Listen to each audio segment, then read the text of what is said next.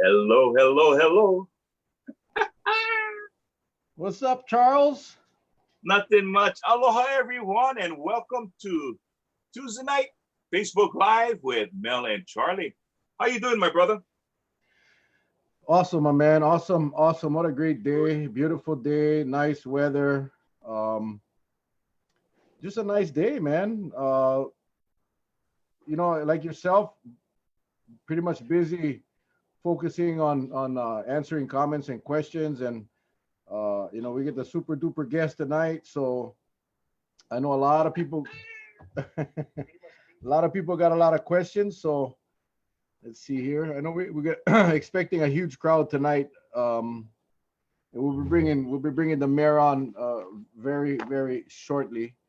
Just wanted to welcome everybody again. And thank you folks for joining us. Thank you guys for coming on every single night, spending your hour with us here. What is today? Tuesday. It's Tuesday night already. Yeah. It's almost the end of April. It's almost May 1st. This year is flying by, even with this coronavirus COVID-19 crisis. It's just it's amazing how quick the time is flying. So yeah, all of you, as you know, every night the objective here is to educate and inform, and we got the mayor coming on shortly. And so if you could all press that share button right now and share it, start a watch party. Hit the share button. You'll see one of the options, start a watch party. Go ahead and do that now, just so we can get as much traction as many people as possible to hear tonight's presentation. I know the mayor is going to be clarifying a lot of the issues going on. We got the governor that sets out his directives, and we got the mayors, the 4 different mayors setting out their directives. So we wanted to have the mayor come on, and we'll turn it over to him, and he will give us an update on everything pertaining to Kauai. And I think a lot of you are looking forward to that. Again, don't forget, press the share button, start a watch party. And also, for those of you that don't know, I have a YouTube channel. Just go to youtube.com, search for Mel Raposo. All of our episodes are on there. Every night after we do the live broadcast, I download it and then I upload it up to YouTube. So if you want to catch up on any of the older episodes, go to my YouTube channel. And don't forget to subscribe. Hit the subscribe button. And then right next to the subscribe button, there's a little bell. You hit the bell. Every time we upload a new video, you get notified. So that's a good way to keep up and stay up to date. We got a lot of people coming on, and I know we're a little early. I don't want to start too early with the mayor because a lot of people are going to come on at 7. So we will bring them in a bit and talk story a little bit before we get into the actual questions. And then the other thing, the shirts. Charles, you got your shirt, Charles? Yes, I do. Here we go. Shirts. It's beautiful Yes. shirts. Charles is a little bigger than mine, but they're the same quality, same print. Kirk Correa has been very generous in providing these shirts at no cost, completely free for the cause. He's not collecting a penny, and neither are we. But all proceeds, we sell these things for $10, which is very cheap. It's quality shirts. And all proceeds go to Hawaii Community Foundation. So we're almost up to $900. Actually, we want to get past 1,000, and then we're probably going to cut it off because Kurt is incurring these expenses for the shirts. So we thank Kurt Correa for his generosity. A lot of you guys have purchased shirts. If you want to get a shirt, just send me a private message with your size, how many shirts and the sizes. I'll send you the link, PayPal or Venmo. And I can assure you those funds will 100% of the $10 will go to Hawaii Community Foundation. So Angie Mello got her shirt today in the mail. We have a couple. One is all the way in Oklahoma. Somebody in Oklahoma right now is wearing this shirt. We got a few people on the outer islands, and a bunch of you on Kauai got your shirts already. If you haven't gotten it, don't worry. As soon as we get it from Kirk, we'll package them up, and we'll Charlie and I will hand deliver it to you folks personally. So Yep. All right. Let's get the mayor in here. Any comments, Charles, before we bring them in? No, I just like to thank everyone for joining us each and every night. Thank you so much. If you have any suggestions on who you would like to see to get some answers, Trust me, we've been trying to get someone from the unemployment division on with us, but for one reason or another, since they're having problems there, and we understand the priorities will take place, so we've been unable to. But we'll try to bring on informative guests for you so that they can help you through this time. And we'd just like to say thank you very much to all of you. Appreciate it. We have tomorrow night, we have scheduled Senator Kalani English and Representative Lindy Coit out of the Maui County. They're going to be on giving us an update of what's going on over there in Maui as well as statewide. On Thursday, we have Randy Harakal. He's a labor attorney, and he's going to be sharing all of the issues that have started or going on, or questions that you may have as far as workplace, essential versus non-essential. And so he'll be on Thursday. And then Friday, we'll have Johnny Gardinez. He is the president of the Hawaii Farm Bureau. And I spoke to him today. He's got a lot of information on what's available, all the opportunities for farmers and for us who would like to support the local farming industry and by purchasing fresh, local grown vegetables. So yeah, look, Derek, I'm not sure what's going on, but he was on. Now this thing is stuck here, so I'm not sure what's going on. It's telling me that he's joining, but hang on here. Let me text him. And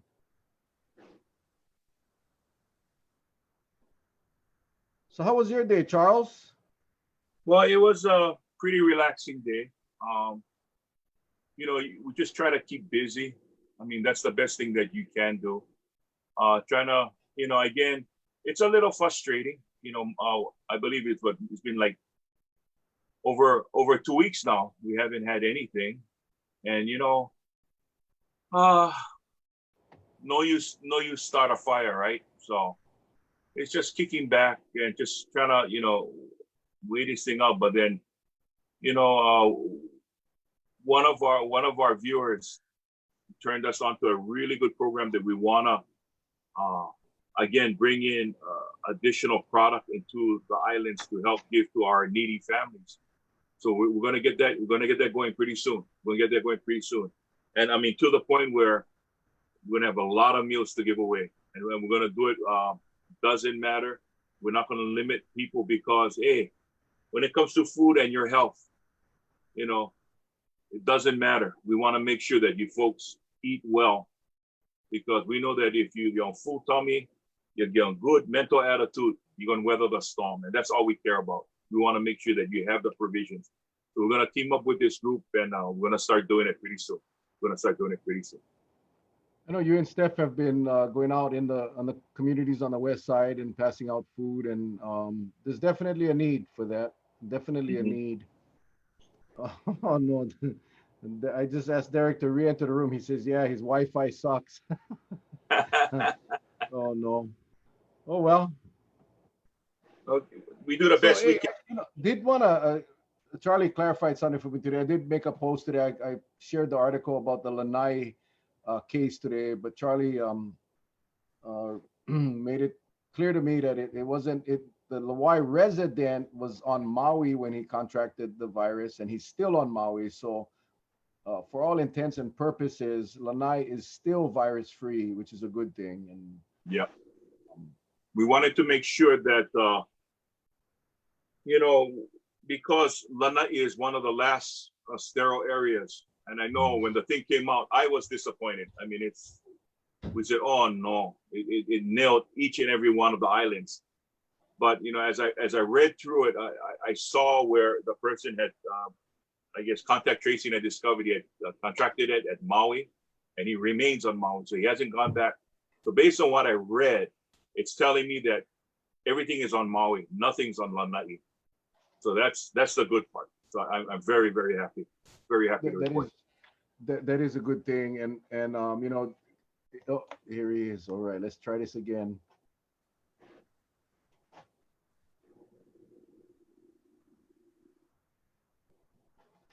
All right, here we go. There he is. Hey. Yep, Right, he's there. We can hear you and we can see you. Can you hear me and see me? Yes. Absolutely. Can you Very can, good. It's a can you miracle hear us? because my Wi-Fi sucks. Well, welcome, Mayor, and thank you for joining us tonight. I know you are a super duper busy guy, so we appreciate you spending the time with us. Like I shared with your staff, you know, the governor has some directives, the counties have some directives, so we're going to turn it right over to you, Mayor, and you got the floor, buddy, and just go ahead and share it with the people watching and the people that will be watching this at a later time. What's really going on? And I'm not going to steal any of your thunder. You do all the announcements because we had some really good news today. So with that, sir, the floor is yours, my friend.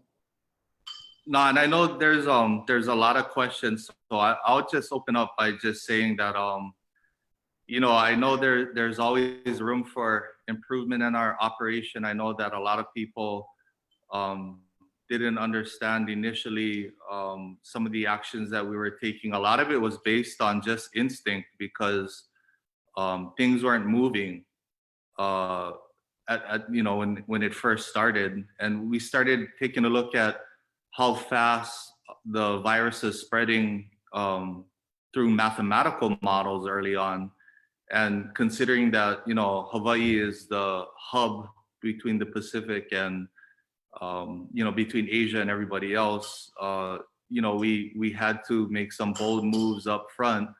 Because remember, Mel, the one scenario we were always worried about is, say, if a hurricane were to hit Oahu, it would be worse than a hurricane hitting Kauai.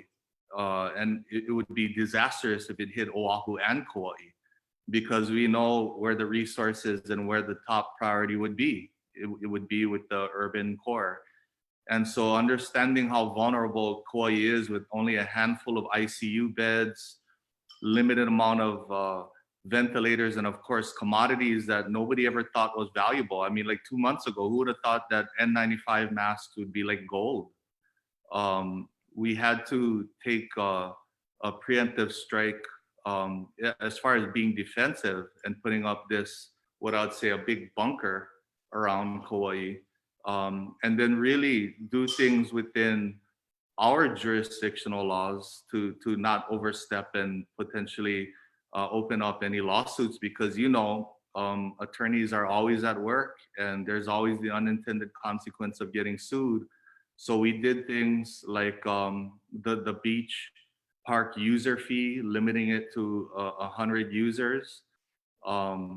We did all of these things proactively, um, and it caused confusion, I have to say, because you know then you know they came out with their broad rules, and of course Kauai again took the very conservative approach, and we really defined, you know, at the first phase when we did the bunker, we had to really emphasize the intent between the essential and non-essential definition of work. And we said, hey, if we feel that it is in line with the battle against COVID-19, if we felt that an industry tied directly to public health and safety and critical infrastructure, we allowed those industries to operate with some very strict parameters built within.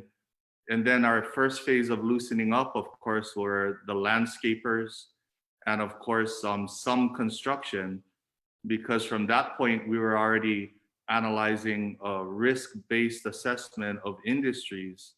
And so the next phase of loosening up we have targeted for May 3rd, where we fall in line with the governor's orders. So if you look at our website and you see the governor's rules and our rules, we make it really simple to follow what Kauai and what is pertinent to Kauai people. Come May 3rd, we would have gotten to a point where we feel it's relatively safe to go to where the governor's original definition of essential versus non-essential is, and really open up more for construction, local-based economy. As long as that 14-day quarantine stays in place, we have enough law enforcement to do the checks. Of course, you know, we can't control the uncontrollable. And so, you know, from the get-go, our team, I would say, is one of the most innovative teams as far as, you know, if they just listen to us, we could help solve some of these problems. But we had Alan Clinton, who used to work in planning. He's now working in Kima full time as the GIS coordinator, and he came up with a real good plan to use.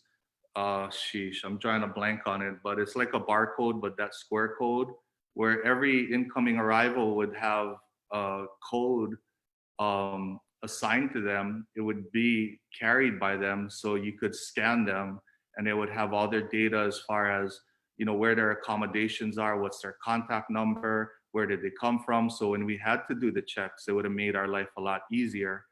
But moving forward, you know, and people got to realize that whether we were right or wrong, today we just had our last confirmed COVID-19 positive case that was in the hospital released.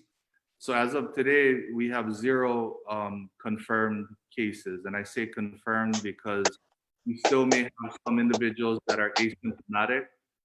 But in that model that we built, that we're gonna wait 2 incubation periods before we really loosen up, that gave us a good window of time to observe people that may have thought that they were sick, to go through the testing procedure, and every test result so far has been coming back negative.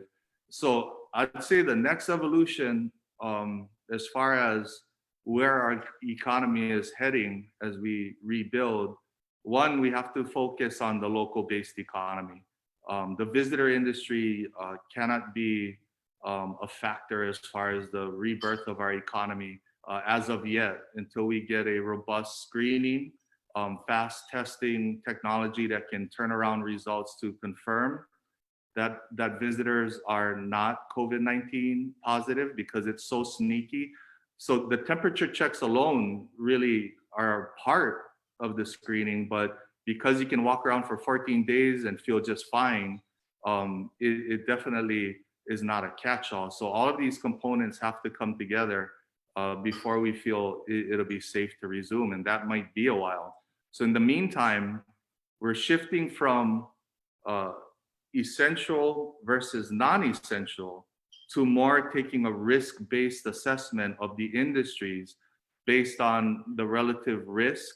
Say, for example, if you have an industry, let me just pull it out of a sky. Okay, like so for like landscaping, right? Relatively low risk. They, as long as they're not sharing tools, if they have a hand washing station, if they're all wearing masks and they're not interacting with customers, that's low risk. And the reason why we want to do risk-based assessment, because at this point, when we're talking just about our local economy, local people getting out and about and shopping and spending their money, all factors of our industry are essential to jumpstart the economy. So this is an evolving process. The first phase was provide a bunker and shelter, restrict movement, and you know, Kauai is in a relatively safe position because of our proactive measures, and mostly because people just cooperated. They were the first line of defense. You know, we talk about the emergency room workers as being the first line of defense. Yeah, they're the first line of defense if we're in a crisis. But to avoid that scenario, our first line of defense is our own ability to be disciplined and not break social distancing, washing your hands, you know, and basically being a part of this movement. So the next phase, you know, is different for Oahu, Maui, and the Big Island. You know, Maui is still dealing with you know, the impacts of Maui Memorial. They're still finding through contact tracing that there are other cases being tied to that, so it continues to go up.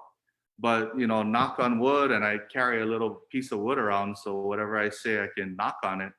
But knock on wood, all of the preemptive measures we've taken as an island and as a team has really put us in a position to also emerge first as far as economic recovery. You know, the government also has made it a point to have everything that the mayors are thinking of sent up to him, which we're not worried about because we've been doing it anyway. Everything we do through the IAP process, the incident action plan, we send it up. So it all depends on if they can maintain the 24-hour turnaround because, we're in a relatively safe place and we're going to proceed with caution. And we do have plans in place to be able to scale back if we do see or sense any type of danger out there. Sorry, that was long-winded. Awesome. I got to say that we were looking at the timeline the other night, and you didn't mention the curfew that you came out early on. And as I was looking at the timeline, it was so interesting because the day after your curfew was implemented is when the governor started to take some action statewide. I think many have said, Derek, that you've led the state as far as the strict measures. When the governor came out with his, what I call Rule 5, you got the left column, which is the governor's rules, and the right column, which is yours, and obviously was much more stricter. I think all of that, when this is all said and done, and we look back, I think that's probably going to be the credit. The reason why Kauai did so well was because of that early action. So thank you for that. Because I know we spoke about it, but it was really interesting that night. And Charlie was on our show, and when the curfew was announced, it was incredible how much support you had from the viewers. And we had a lot of viewers that were saying, that we need to do this, which was interesting because the curfew is not always well accepted by the communities. But in this case, there was. In fact, there were a lot of people saying, it should be 24/7.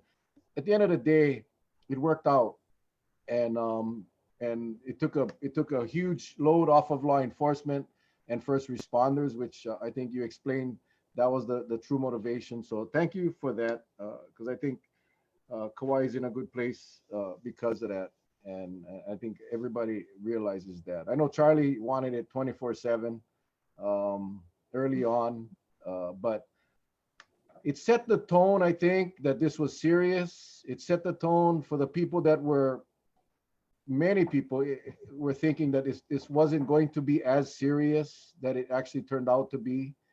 So I think the early intervention really, really helped and kept Kauai in as safe as possible position. So, Charles?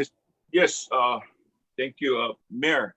Last night, I was pleasantly surprised and happy to hear Mayor Hanneman with HLTA state that, for all intents and purposes, they're doing a big push with giving that aloha later to make sure that the tourists understand, we want them. But right now, the answer is no, because we got to deal with this, and let us deal with this effectively. So then when it's ready to open up, we can greet them with open arms. But right now we can't do that.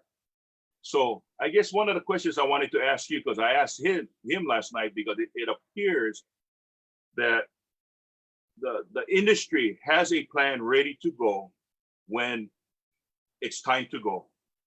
They're not sitting back.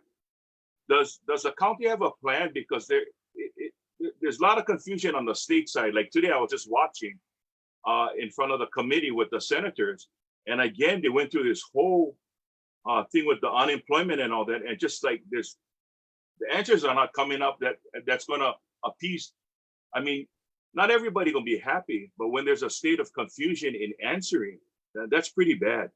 So I wanted to find out from you, Mayor, if the county has a plan ready to take over. Once should the governor said, okay, let's open up, and the county is ready to go. Do you folks have a plan in place? The plan for the visitor industry is a little more complex because it deals with air travel and having the proper parameters in place as well. And of course, because this is a novel coronavirus, which is a new a variety of coronavirus that we haven't seen before.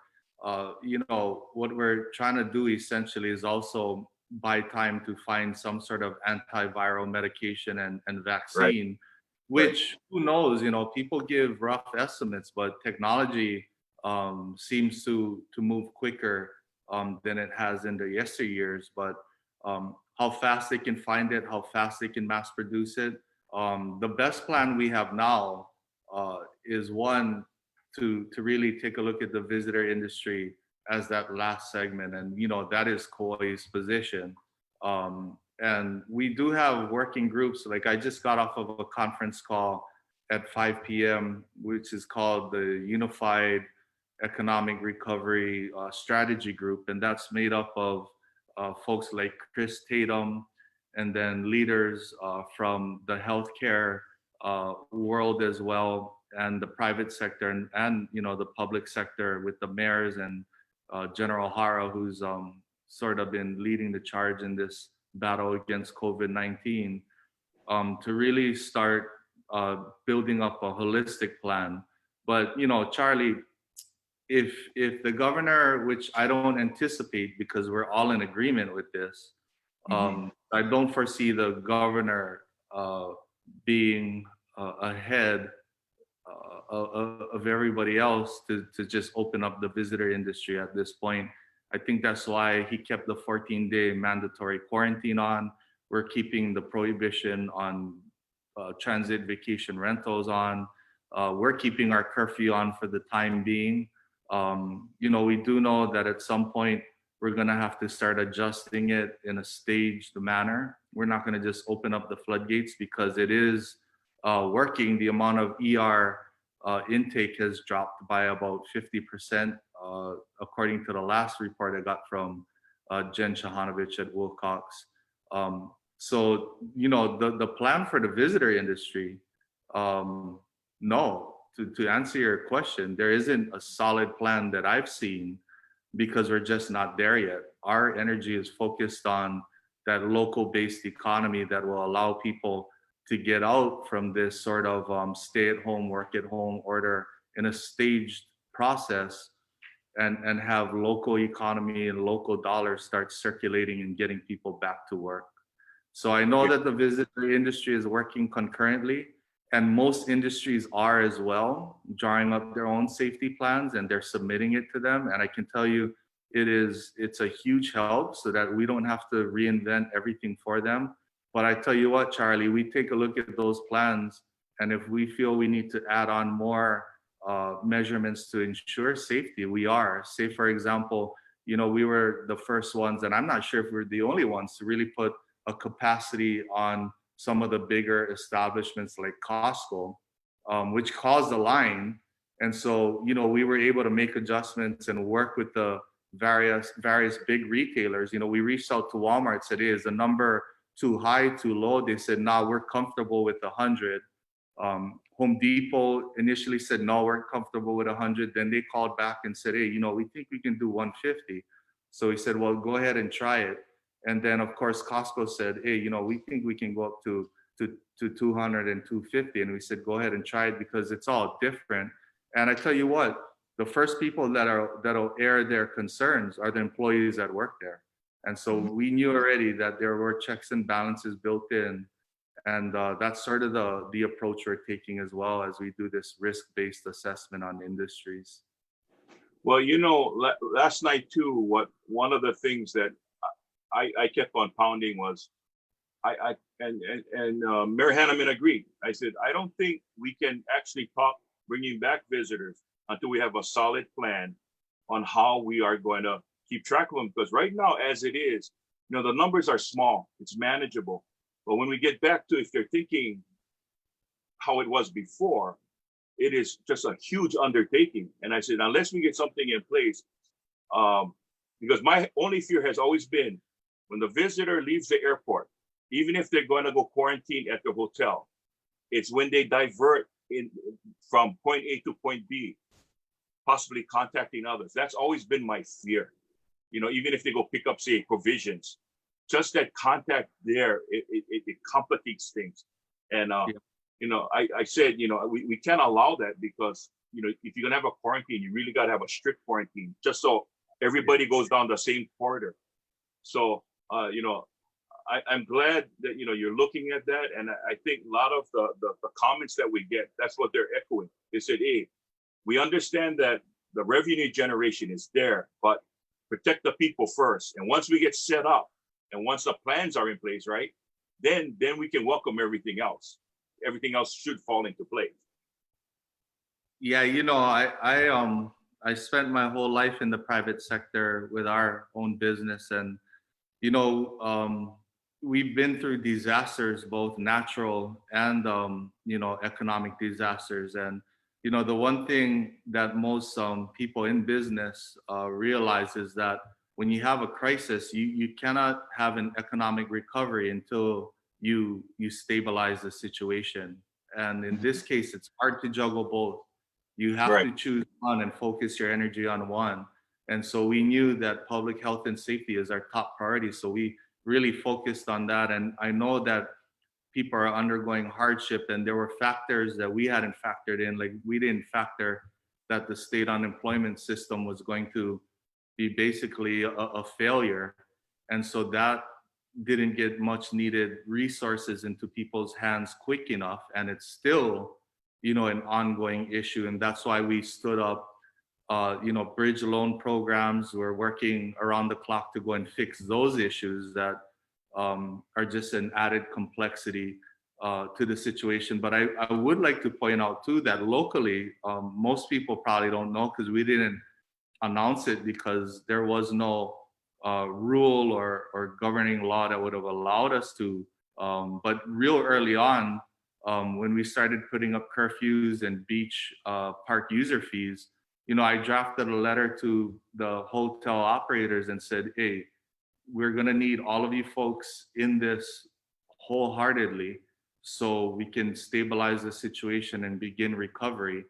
So we probably did something that no other county thought of, but I drafted a letter asking all the hotels to basically deploy a voluntary stay on property type of resort, I guess, rule. And most of them immediately said yes, to the best of our ability, we're going to have our guests just stay on the property. And I told them, partially it's for their own safety, because it's going to get heavy when people are afraid. When you have a scared animal, it's a dangerous animal, and you mix locals with visitors that are coming in during a pandemic, you're gonna have acts of violence come out. And so we had to literally say, "Hey, for everybody's safety, we got to keep them separated to the best of our ability." And for the most part, very early on, they complied to the best of their ability, and it really helped us control that initial surge of visitors that were still coming in. We were telling people Kauai is on vacation. We filmed a video to be played at the Lihue airport, basically with me on there saying, "Hey, for all returning residents, hey, welcome back home. There's no place like home. Here's what you got to do. You got to go straight home and quarantine for 14 days. What that means is you stay in your room, you avoid shared spaces to the best of your ability. You're to have meals and supplies dropped off. For all visitors coming in, you've decided to travel during a pandemic. Congratulations, you made it this far. This is what this means for you." And we got checkpoints at the airport.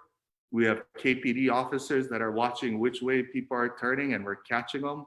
And so we're taking it seriously. And I think most people realize that we are serious. Take, for example, golf. I got flack for cutting golf, but I tell you what, Mel and Charlie, and to everybody else, the way that we work when we have a disaster, it's all team-based decision making. We have what we call the incident management team, which is that small circle of leadership of all the branch chiefs. Our operations chief is Pat Porter, who's well-versed in disasters. We have, our safety chief is Cody Bonilla.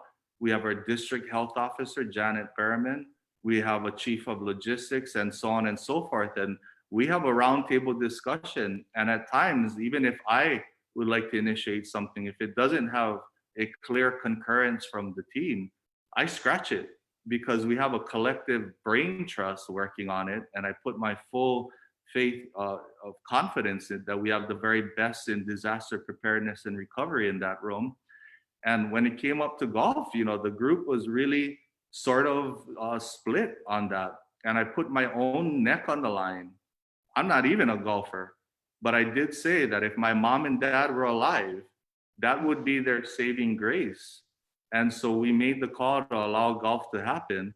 We continue to get calls and it's not just any one course, it's just across the board. Like, I'll be honest, I can see the fifth hole from my living room. And I know the golf courses and the operators were doing their best, but it requires self-discipline. And we kept on getting calls that it was a unmanageable situation. We had some of our own avid golfers from our team go and do some observations. And, I put my own skin on this one. And we had to make the call that for the time period, we're going to temporarily put a pause on golf.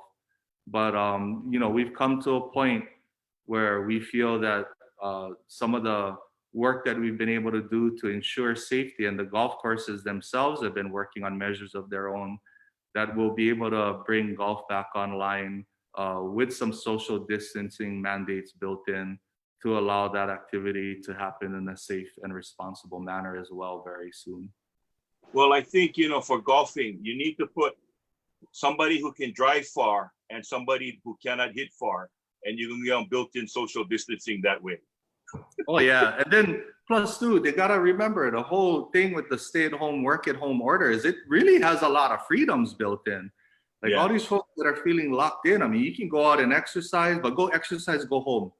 If you can go to the beach, get into the ocean, go swim, go, surf, go walk on the beach, jog on the beach. If you gotta take a breather, by golly, take a breather, but then get moving. And then when you're done, go home. Same thing with golf. Golf year round.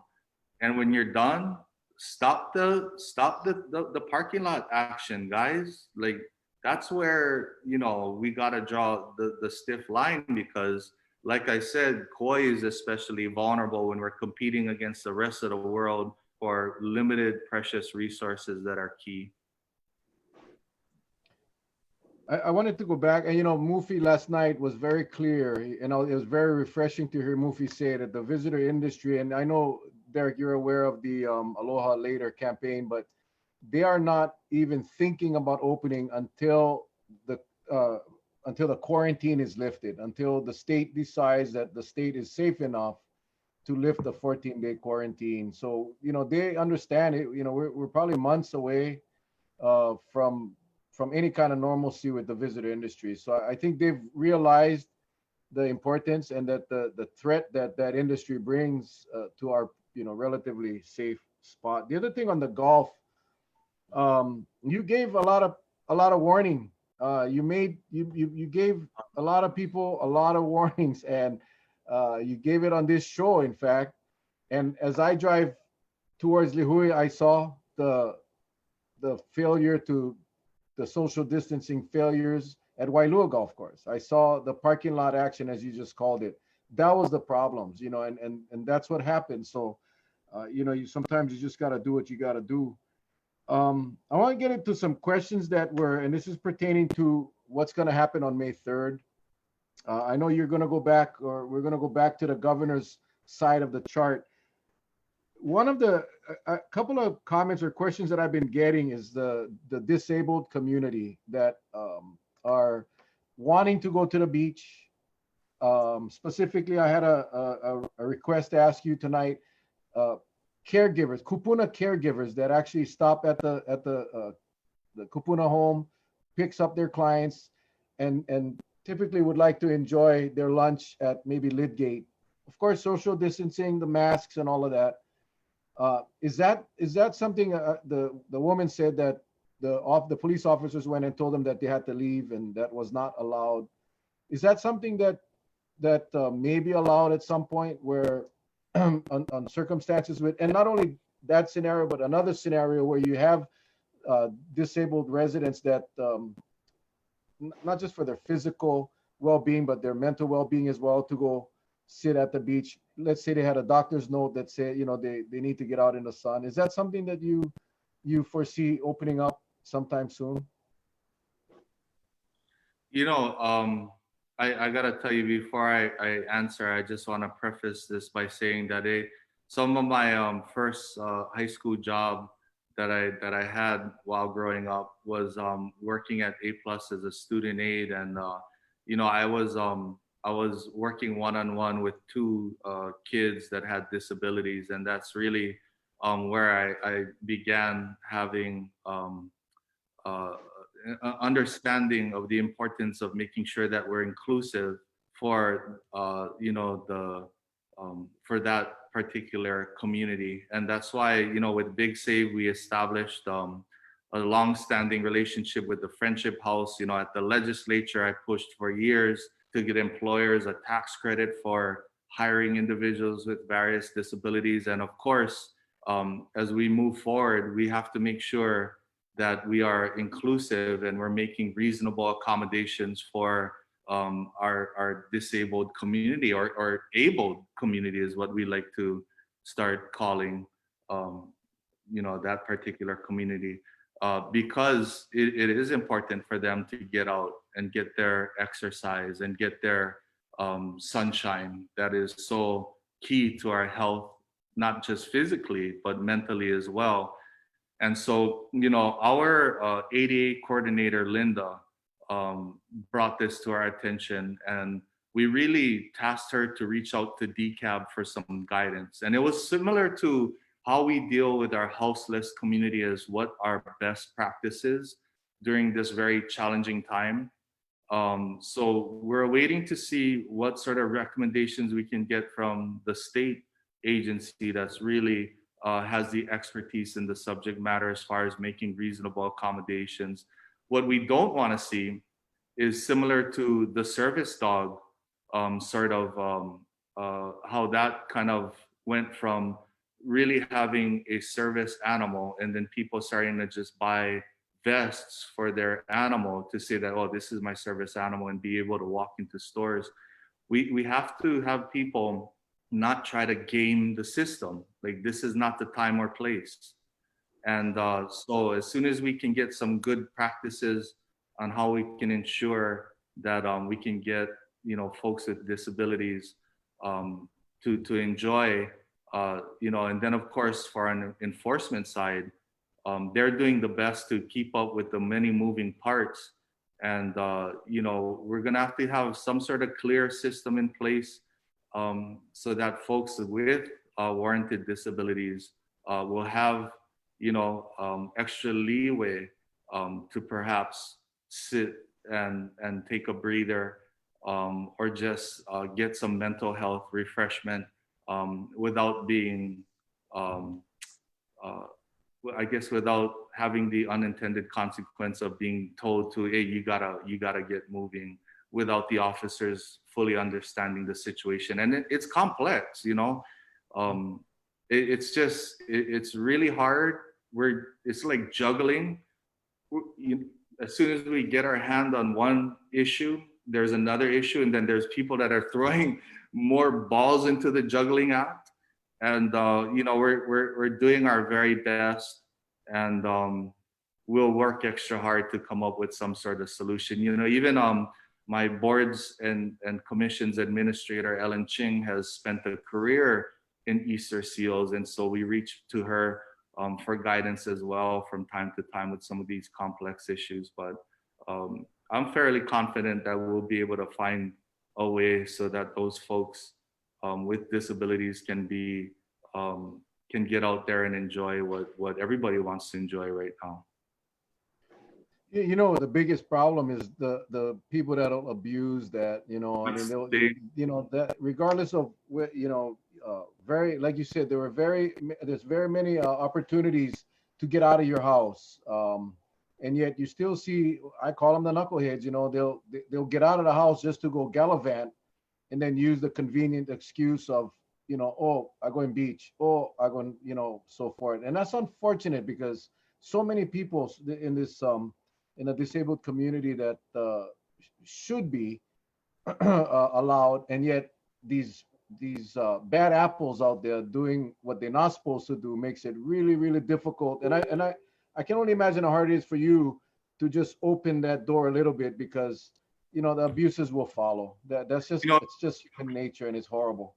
it's like the monkey see, monkey do. Yeah, that's why we try to drill in that this operation is going to require self-discipline, and discipline equals freedom, and it's going to require integrity and self-governance.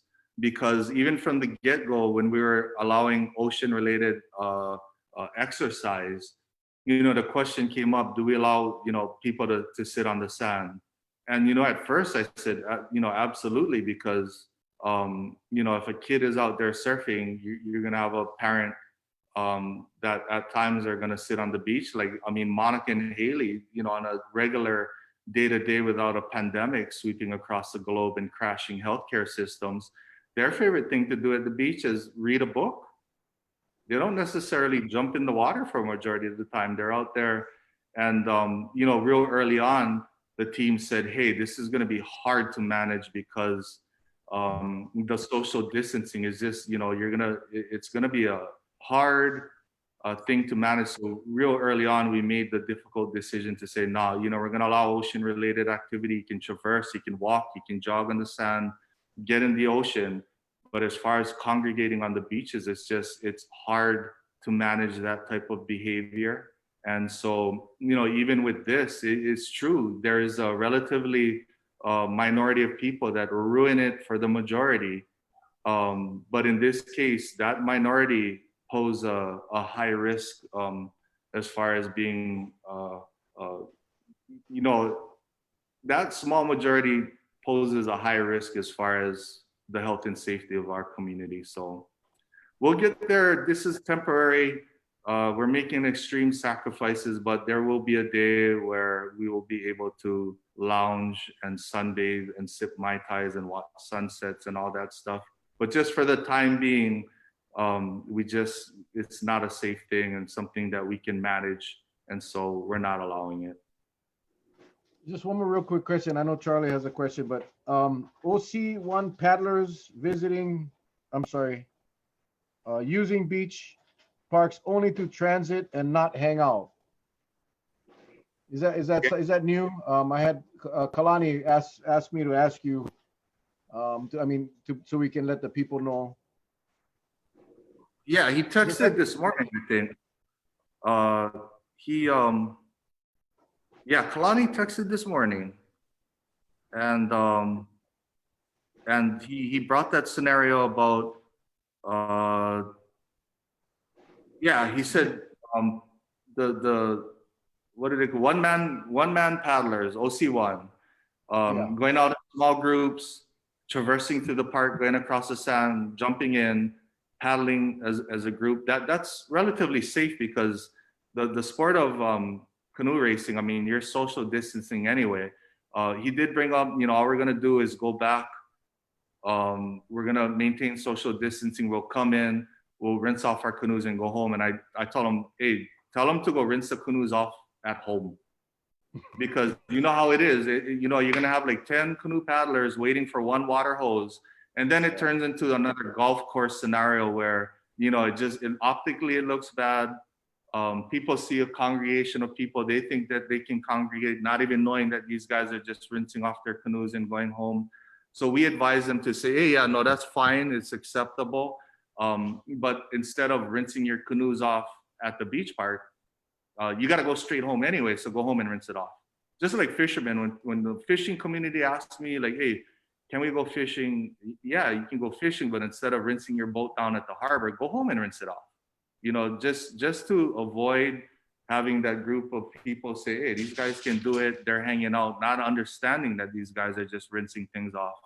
So yeah, Kalani, yeah, OC1, it's healthy. And, we take our advisement from Kalani too when it comes to ocean-related activities. I mean, if he doesn't feel it's safe, he's gonna tell us, hey, clip it. But like golf, if the abuses continue, clip, right? There. Oh, everything. Surfing, surfing, the good thing about surfing is you still have enforcers that'll paddle out, and they don't have a problem telling other guys, hey, wake up.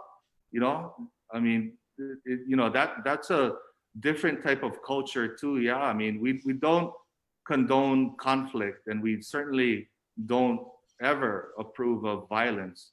But when we tell self-govern, that particular community has to self-govern. If they see somebody slacking and trying to ruin it for everybody else, hey, we rely on people to just be friendly and say, hey, I hate to do this, brother, but hey, you can space out a little bit more, just because all of us don't want to lose it. So there's nice ways you can do it. I mean, just yesterday, I went down to Wild High to go check it out, and I saw one guy sitting down. And I don't know if he just took a quick break, but I did just tell him, hey, brother, I'm sorry I got to do this. And he clearly knew who I was, but I told him, but hey, I've got to have you keep on moving.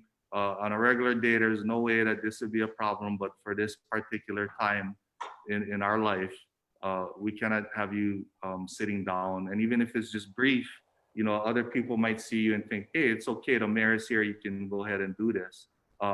So, it requires us sometimes to step out of our comfort zone and just use some verbal judo to say, hey, please, you know what I mean? Can you, and I know some people will be donkeys, but we cannot govern everybody. It's just human nature, man. Yeah. You kind of froze up when I asked the question, but and I was kind of saying it as a joke, but in a sense serious. Like the golf, if the abuse is there, that privilege will be removed. Of course, yeah, because it's all based on risk, right? Yeah. Thank you, Charles. Yeah, Mayor. I applaud the success of the checkpoint, not a roadblock, but a checkpoint outside. Number one, will that program continue? Because it seems to be a really good a monitoring tool. It's making it known to those who still want to travel that, okay, this is what you're going to have to go through. But then the flip side to that is that, I've been receiving calls the last couple of days about private jets coming in. And I know Crash Rescue has been approaching, telling them about the rules and all that. And it appears that when the jets do take off, they either head up north. But I know private jets can't land at that Princeville Airport, right? That airport is closed. Yeah. We did have one report of a private aircraft landing.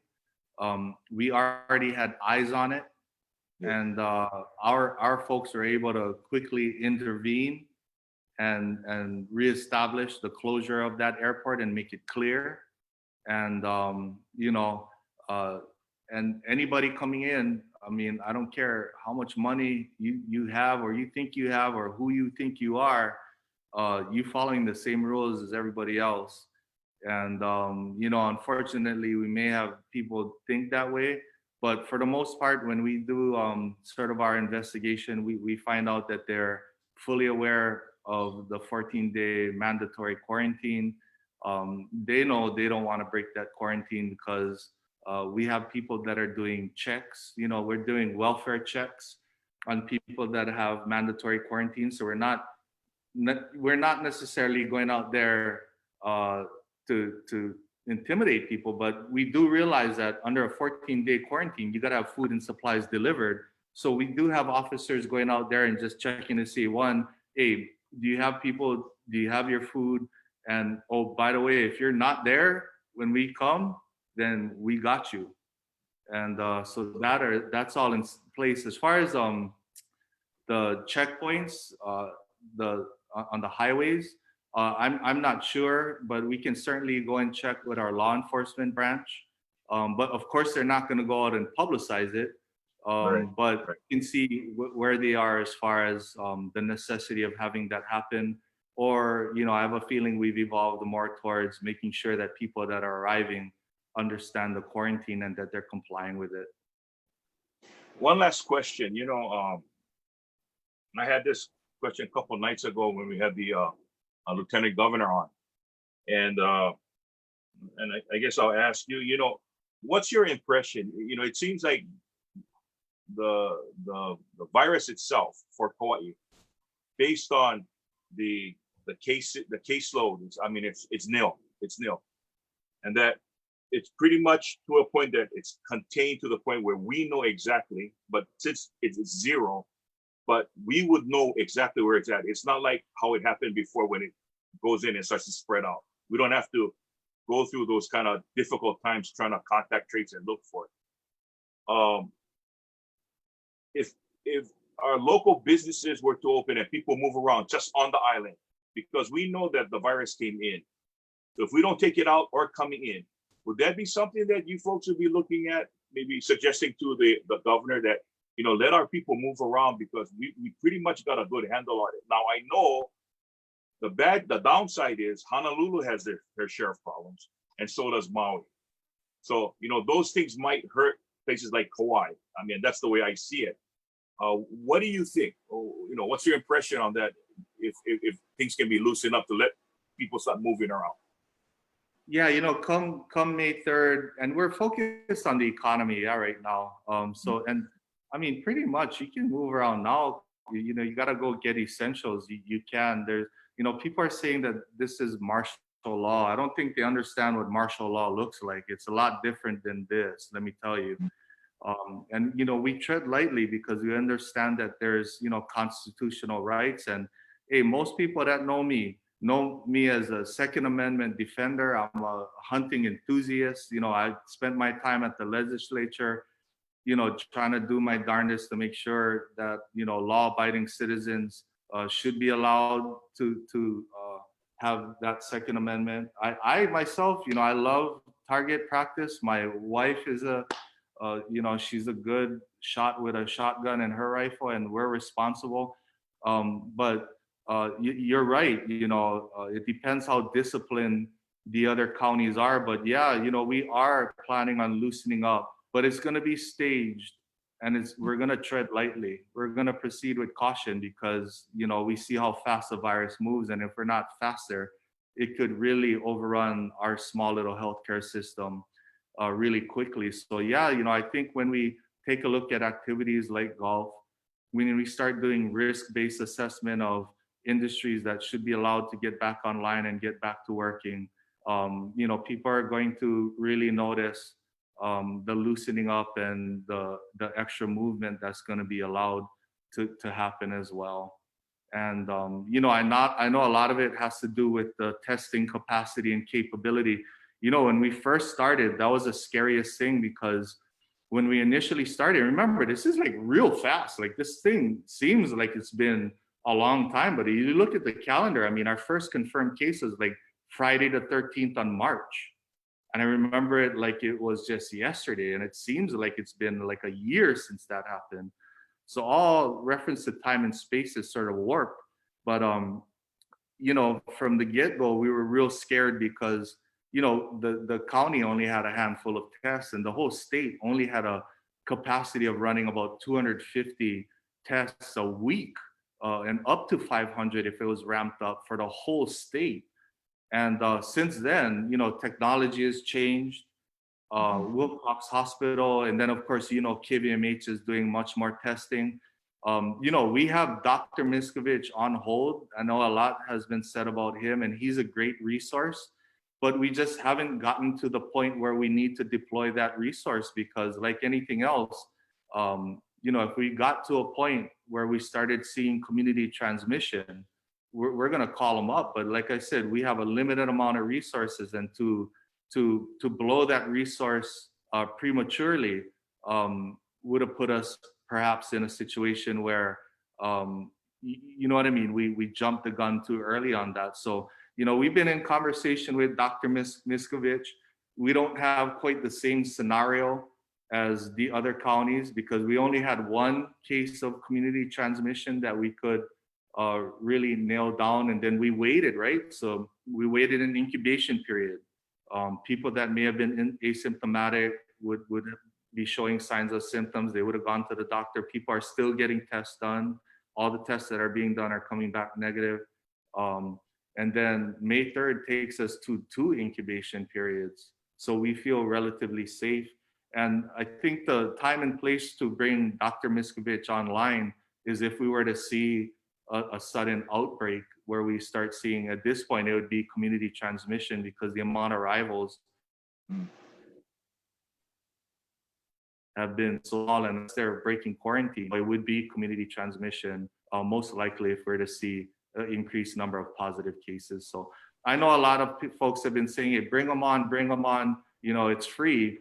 yeah, there's no copay, but there's nothing in life that's free. Some way and some form is going to pay for those tests. And I think the number that Lieutenant Governor Green gave me runs about $120 per test. That's what the state's paying.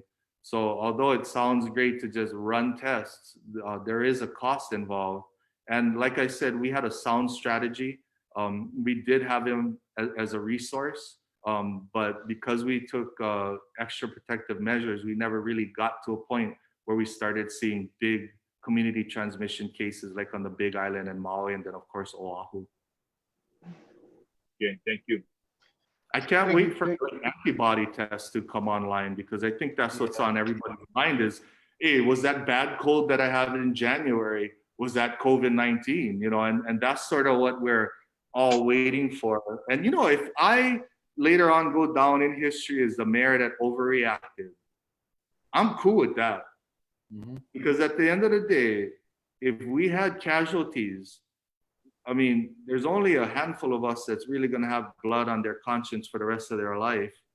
And so if I go down in history as the clueless mayor, the young, dumb mayor that overreacted to this, yeah, I'm willing to deal with that. What I'm not willing to deal with is putting our people, our neighbors, we're an island where we know everybody, putting them in harm's way because I couldn't make a decision.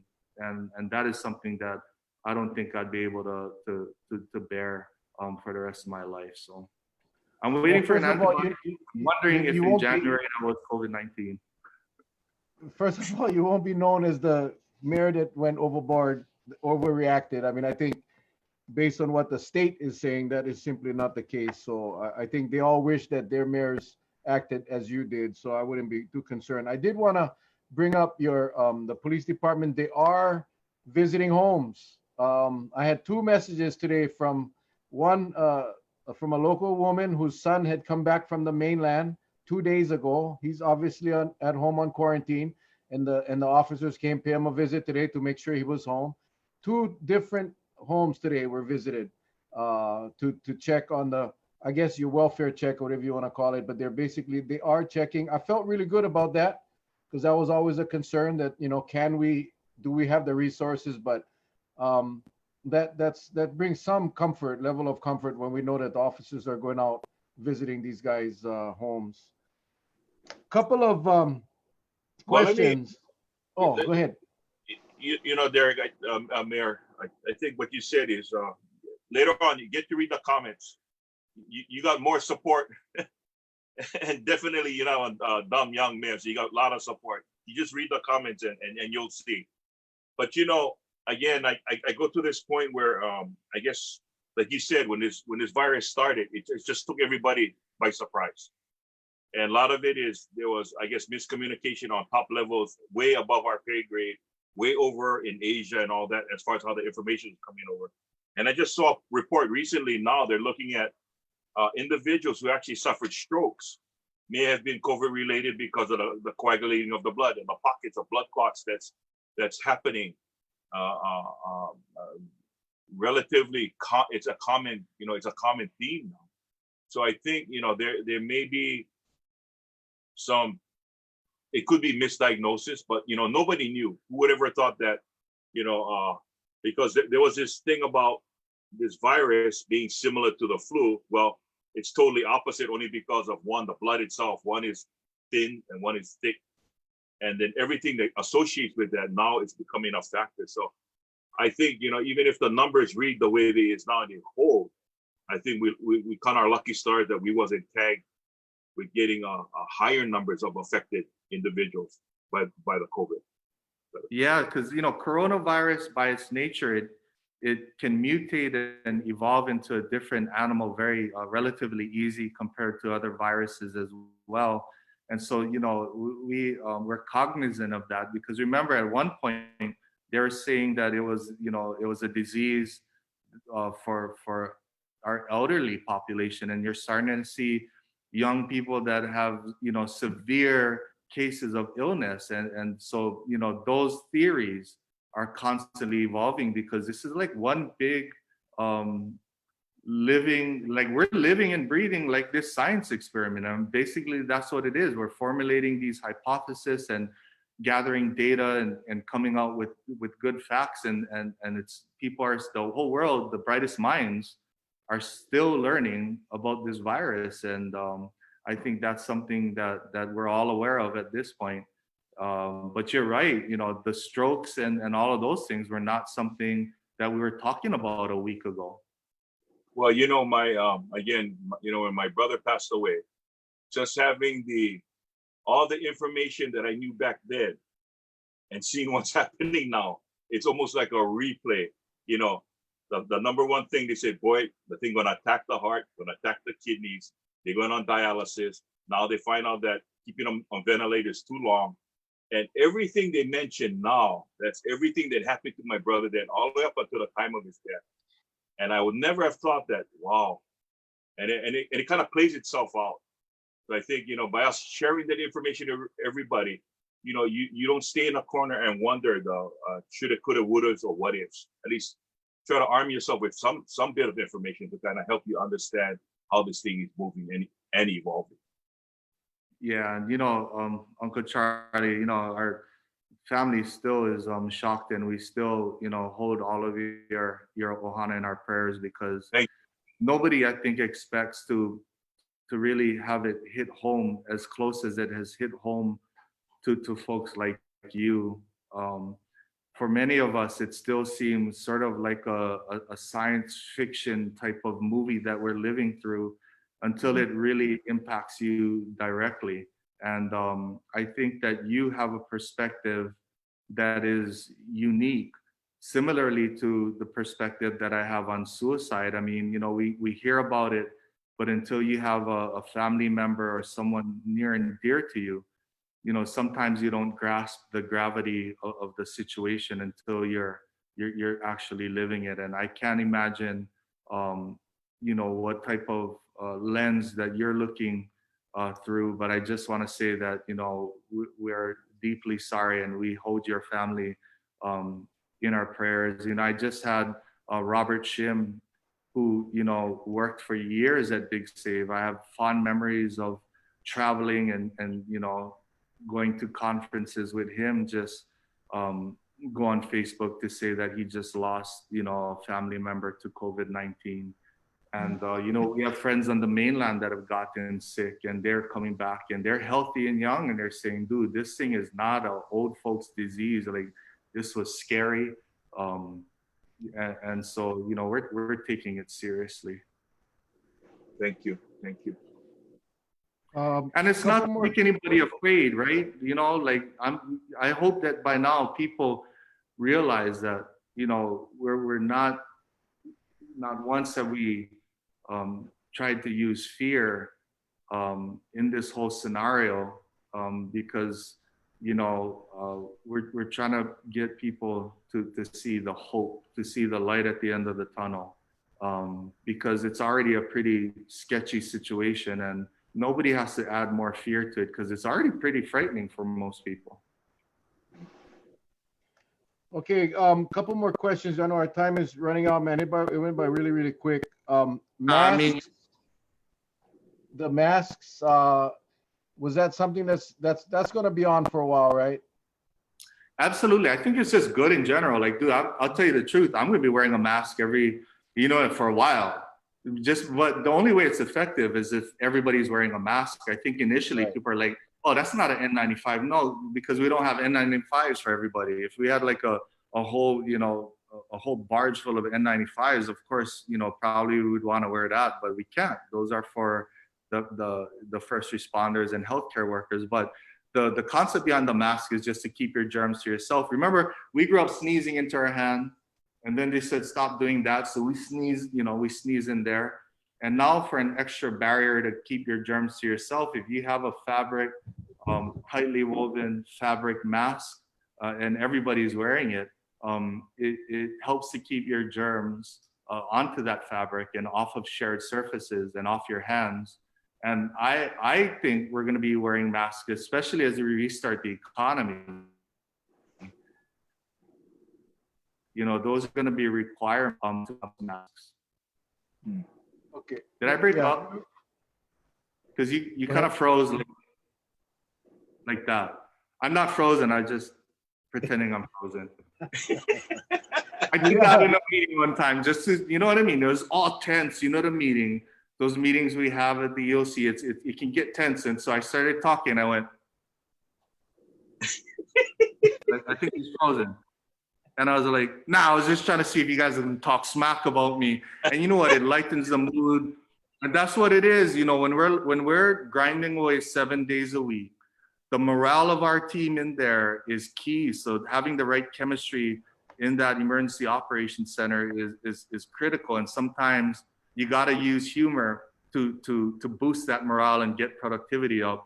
And when it's tense, sometimes you gotta have, I mean, that's why medieval times, they had jesters to kind of avoid people from killing each other.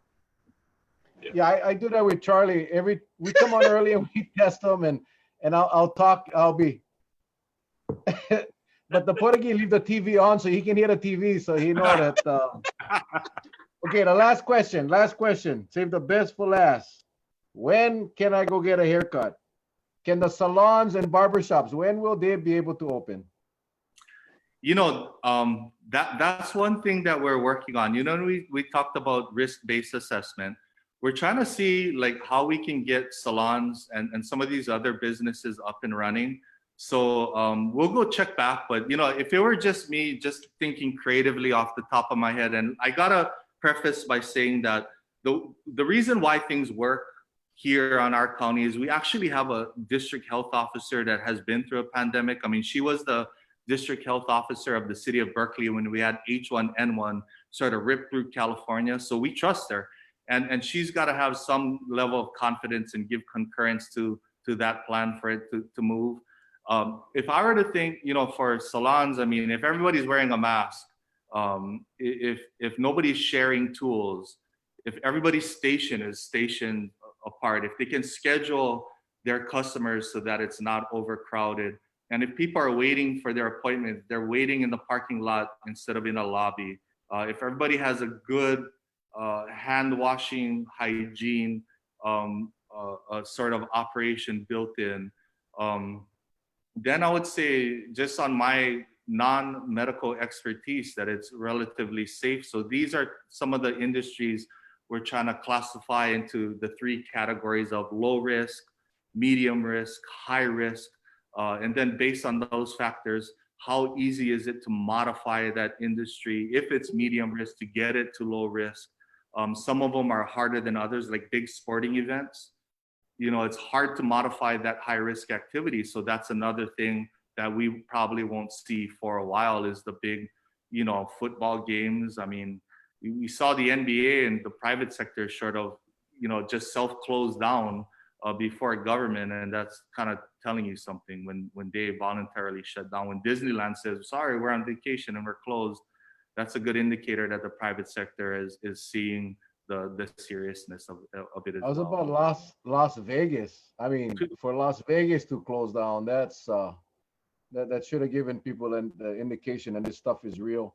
Yeah, not that I go to salons. I go to Ikeda barbershop. I don't go to the salon, but I cannot believe how many people asked on this thing tonight about salons. So I saved that question for last. That's why I got the perfect COVID-19 haircut. Like I can do my own. Like I learned how to fade it myself. I start with a number 2 guide, and then I set it with the long setting. Then I fade it into a number 3, and then it's 4 all around. And then I just make this hard part right here. The first couple of times it's super crooked. People are questioning, like, hey, is this guy getting his hair cut by somebody else? And I said, bro, look at this. And there was a big rat meat there. And I said, that should answer your question. So I told Patsy, I'm going to go to Long's and buy one of those things, but she don't trust herself. So, I mean, what if you screw up? So what? I got one of those, but the handle is too long, the one I use. And you got to put gas and you got to put a cord and start them up. So. You know, it's even for like grooming, dog grooming, pet grooming. We're trying to assess all these industries. Oh yeah, thank you because that was the other one. Shoot, I would have got scolding. Yeah, pet grooming. That you're looking at that as well. We're looking at everything. You know, it's a challenge. You know, we're gonna reach out to as you know, and then the industries themselves are coming to us with their safety plan, and that really helps us move along as well, as when the industry themselves already have a list of recommendations that they're ready to abide by, and that helps, you know. So we're not trying to solve everybody's problems. They're really starting to solve their own problems, and then we put it through the checklist and we discuss it, and then we can start classifying it. But like I said, you know, the governor is planning on May 1st. We're looking at May 3rd just because it's safe to stick to the plan. But I got to tell you folks, every single day we meet and we reassess everything. Like, we reassess everything. I've never reassessed something so much as we have during this whole operation. So, you know, we look at everything, we decide on something today, tomorrow we look at it again and yes, okay, that was the right decision. At times I second guess myself. I'm human. You know, I come home and when it's all quiet at night and everybody's sleeping, I'm thinking to myself, like, you know, there's so much information coming in, and I'm human. I ask myself, like, am I making the right decision? Am I overreacting? Am I underreacting? And you know, and that's what having a great team is all about. You know, when you surround yourself with people that are better and smarter, you can have the reassurance that, hey, it's not just on me. You know, as a team, we've talked about it, and I got to remind myself all the time that there's a reason why we have a great team, and that's for me to depend on them and use their subject matter expertise to guide us. All right, Mayor, I thank you again.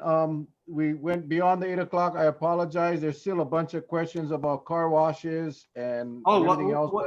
We can talk about them. I mean, if you want to go like 10 minutes, I mean, I still got to figure out the stay home quiet thing. So we might have a late one, unless I can get waived off to say that this is our stay home quiet thing. No, I still got to do it. No, this ain't going to work for your stay home quiet thing. This is not gonna do it. Yeah, car washes. Yeah, you know, that was one that came up. I know Suds, even like oh man, I want to go take my truck through Suds because washing my truck is horrible. So yeah, that's another one that we're relooking at. I'm not sure. I gotta go double check the governor's order. You know, folks, at times I gotta go double check things too because there's so many different rules. So I think I assigned it to a team member to go just double check and see if the governor had allowed that originally. And if he had allowed it, then it should be able to happen. If he didn't allow it, then it makes it a little more challenging because we can't go above and beyond what the governor is doing at this point in time. But if we feel it's relatively safe, and I do, I mean, they can, you know, it's relatively contactless. It should be able to commence. So it's one of the things that's on our list of what we're going to really do a deep dive in and see if we can get it online. Well, Mr. Mayor, you know, there's not too many people I know that go through a car wash with their windows down. So I think it's relatively safe to say you can go through a car wash. Absolutely. You know, I think the original intent when we all did this, and we got to bring ourselves back to the root and the foundation, is when we had this public health crisis, we were trying to really restrict the amount of people that was moving around. So when we tied it into essential versus non-essential, at the time we said, you know, cars can go dirty. You know, nobody's going to die if they have a dirty vehicle. But like I said, we've come to the point where we can start shifting towards looking at risk-based assessment because we've really done a great job as far as managing the situation, knock on wood, and keeping the numbers down. And then, as like I said today, you know, all the confirmed cases we had, that last one left the hospital. So, you know, we're down to 0, which is pretty trippy, you know. Yeah. Huge accomplishment. Okay, I'm just gonna ask these two because I think one is graveyards. If someone is asking on Mother's Day, obviously they want to go to the graveyard to pay their respects. That's kind of a tough question because it's you know, I mean, for me it's essential, I would say, but that's one of the questions that's coming up. Now everybody's bombarding the questions because they know the time is short. Yeah, so I told her, Church and graveyards Uh, was the last two. Okay, wait, Mel. So I caught the graveyard one. So I did tell my team to make sure somebody's monitoring because I'm not taking notes and nobody in this room is paying, in this house is paying attention. So somebody out there that's watching will have to take note. Um, I, I gotta go check. I think it's relatively safe. I mean, if you're wearing a mask, I mean, you know, graves by nature, I mean, yeah, they can be sort of close together. But I think by this point, everybody kind of knows the do's and don'ts of social distancing. So I'm pretty sure we don't have to micromanage too much. But before I got to watch what comes out my mouth because, you know, my team always says when I say something, that means it's going to happen. But we will take a look at graveyards. We do realize that, hey, you know, I'm an orphan right now. I lost my mom and dad. I haven't been able to go visit them for a while. And certainly for Mother's Day, I'd like to at least go and pay my respects. So we'll go Yeah, double check but again, that.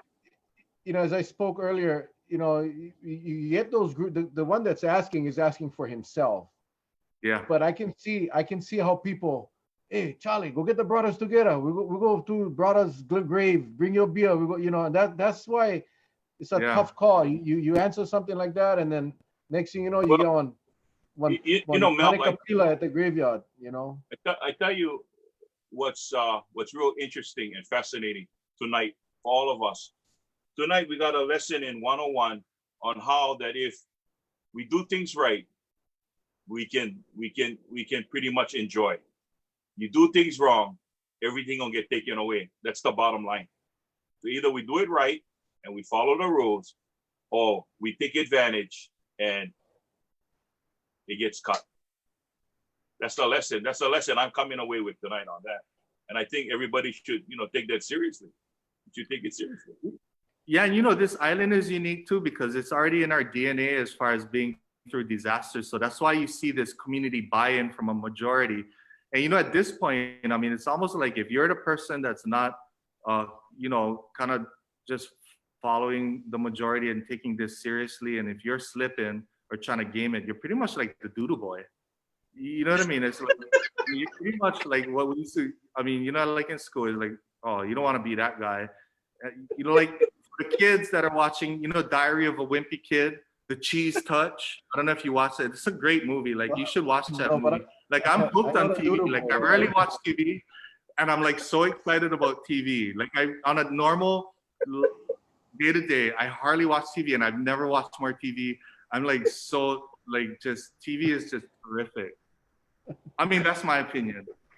No, I say. We all know the doodle boy. You know, nobody like being a doodle boy. You know, that's the other thing too. Real quick, couple of things.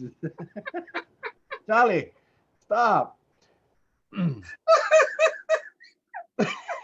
gonna get in trouble. I don't know if Sarah or Mike or anybody from my team is watching, but I have a feeling that. But you're so right. Everybody is watching. Everybody's watching for the doodle boy. Everybody, and then they go Facebook. No, go Facebook. Call 241-1711. You know, they're waiting for your call. Go to the online reporting format and report them.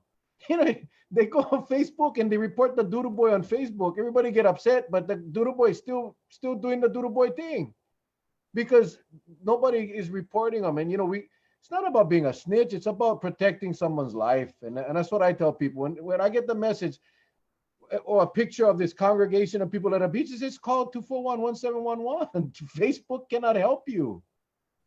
And I know how it feels to be. I know how it feels to be the doodle boy. Like here's a little known fact. I used to live in Mililani. I was born in the Big Island. My dad was a JCPenney guy. And you know how Mililani has a lot of rec centers, like tons. When I was in the first grade, I single-handedly shut down the swimming pool. So you can draw your own conclusions. I know how it feels. It's not a good place to be. Yeah, I get it. Kirk Correa just came on. Kirk Correa, Charlie. I don't know if you saw his little note. He said, "Nice shirts." These are the shirts. I don't know if you saw this yet, Mayor. It's Charlie. Yeah. Yeah. So Kirk Correa came out with this fabulous idea. And by the way, we're up close to 600 live viewers right now. But Kirk Correa came up with this idea. Said, "Hey Mel, I'll design this shirt for you folks. You guys go at no cost. Why are you laughing, Charlie?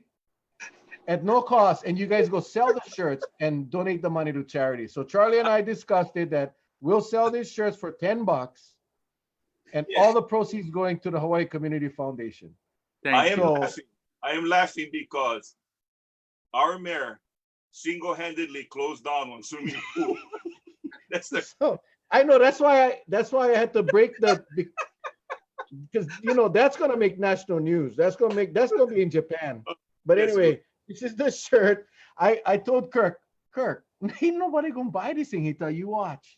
Well, Mayor, as of this morning, I'll buy one. we're almost $900 worth of shirts.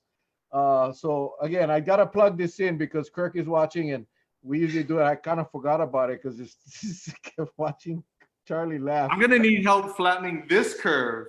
Oh man, I don't like. That's why. All I've been doing is popping Oreos. So if you want a shirt, not you, Mayor. If anybody else wants a shirt, you just send me you too, Mayor. What the heck? If you want to buy one, you can buy one. Send the email or the message to my messenger. $10. I'll send you the PayPal or Venmo link. And we can make a Doodle Boy shirt and have Kirk design one. Big Island swimming pool. How's that? With the mayor's picture on top like that. I would sell. We could get $20 on that one. You know what I love about tonight's show? Everything is just spontaneous. And that's the way it be. It's just spontaneous. You let it go. And you know what? We got a lot of information tonight, and I want to personally thank you, Derek. Thank you so much. I think because people have been under stress, tonight was sort of like an icebreaker. You're giving us hope that the end of the tunnel with that light is pretty darn close. So we just gotta go through a couple more hoops and then steps, and we'll be fine. And I think that's the message that I hope a lot of people take away tonight is that what you have in store for us, and what we need to do to get to that point. And like Kalani said, we're all in a canoe, man, together. If we all pull together, we definitely will reach that goal. So that's what so thank you very much.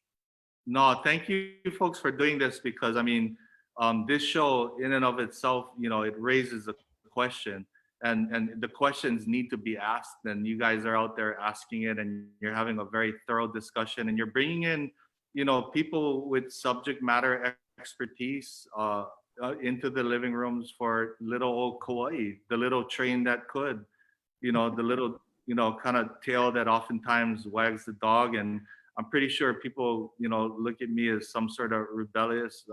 That's who I am. I've always sort of been this person that's a little rebellious in nature. But when it comes to our people, hey, we gotta do what we're gonna do, and then we'll deal with it later. But protecting our island and our people is first and foremost our top priority. Yeah, I don't mean to laugh, but I'm just looking at these comments, and this Doodle Boy thing has just taken hold, man. It's going viral now. And man. Kurt, What? that Doodle Boy shirt, Kurt. I'll pay you for making a shirt, Kurt. I'm gonna get in trouble. No, you're not gonna get in trouble, man. No, I'm telling you, I'm gonna get in trouble. No, blame us. Blame us. Just blame us. Blame Charlie. Blame Charlie. Yeah, blame Charlie. We started this thing because we wanted to educate and inform, and the whole focus was always to follow the rules, to stay at home, wash your hands, 6 feet distance, don't touch your face. And a lot of people, now I think a lot more people are listening, but in the beginning it was a tough thing, and that was the whole focus. So we brought people on. We continue to bring. I think you were not on when I said tomorrow night we get Senator Kalani English and Representative Lindy Coy. Thursday, we get Randy Haricall to talk about employment issues with COVID for employees and employers. And then Friday, we get Johnny Gardinez from the Farm Bureau to share with us what's available. One of the things we really want to focus on is in the local economies. You don't have to go to Costco. We can buy local. We can buy local farm fresh produce. So that's what we try to do. We just try to get people on, and we thank you so much I know you're busy. I know you got a lot of stuff going on. So the people already asking for encores. We got to do this again, and we will as things change. Yeah. Like I said, the invitation is always open for your office, Mary. Whenever you feel you want to reach out, this thing will hit over 5,000 people tomorrow, and and a great way to get your message out. So thank you so much. Thank you. And Can I give a wait, couple please, yeah, mahalos you have your before we get off? absolutely, absolutely. All right, I want to give, well, you know, I've learned and never to name people individually because I'm going to leave somebody out. But I do want to thank our elected officials, um, especially the Koi delegation, because, you know, they've been nothing but supportive. They've been working through their own channels. And you know, they've really just been just, they understand that we needed to move quickly, and there were probably 100 questions that they had, and you know, we wouldn't have been able to get a good program out there to protect this island if they hadn't been as awesome as they have been. You know, from our legislative delegation to our county council, our congressional delegation, the state legislature, and my colleagues that are mayors as well. Um, and then, of course, to all the people out there, you know, Kauai, Niihau, and the state of Hawaii. You know, this was one of the things, like, we couldn't have done this if nobody bought in. If everybody just said, "Nah, this is minor, we got this," the situation would have been different. So, you know, the people of Kauai, Niihau, and everybody else out there that sees what's going on and that's sort of, you know, part of this whole operation. You folks truly are that first line of defense, and I mean that from the heart. Your ability to be disciplined and not get sick and sort of lead by example is what's making this a success. And I feel very honored to be mayor. And you know, really, this is our comfort zone. We do disasters well, and from the bottom of my heart and my family's heart, we want to thank you for giving this opportunity to serve the people. Good job, Mayor. Good job. Awesome, awesome. I did want to thank, I know there's a ton of people on your team, but I did want to personally thank Sarah Blaine, your chief of staff. She's been phenomenal to work with, and Steph Iwasaki, who made this happen tonight. And there's so many more, but those two were very instrumental in getting this to happen tonight. So That's thanks, the two Sarah. I know Sarah's on. I'm looking at her comments. Yeah, I think you're right, Mayor. You are in. But anyway, Charles. Yes. Derek, you gotta watch this, man. Like I said, we tried for a long time to get people to follow the rules, and there's a lot of people, they stay on this show till the end. So a lot of people come on the end. They don't even pay attention to the beginning. They just come. I mean, we were actually really late tonight.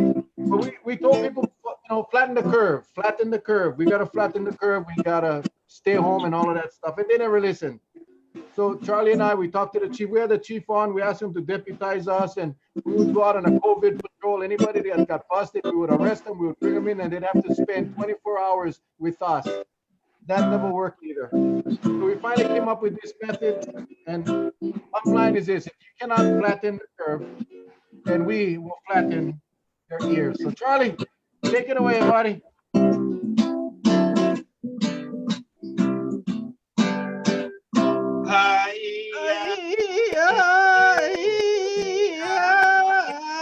All right, everybody. Thank you very much. Thank you, Mayor. You've been great.